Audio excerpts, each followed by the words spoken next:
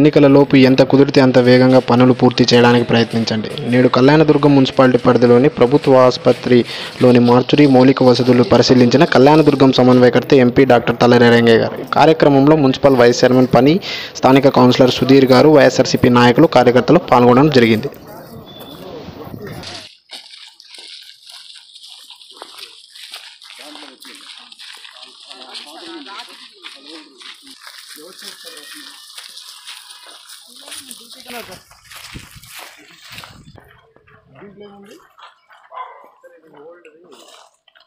ఇంతకుముందు బోర్ ఉంది sir.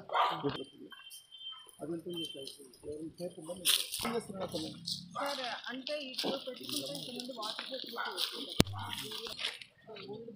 Pipe కావాలంటే కొంచెం పెద్ద పెడతాం. దానికోసం బిల్డింగ్ పైపు కొంచెం పెద్దది ఇది మళ్ళీ అదే ఉంది. నీడ్స్ పెడతారు కావాలంటే అసలు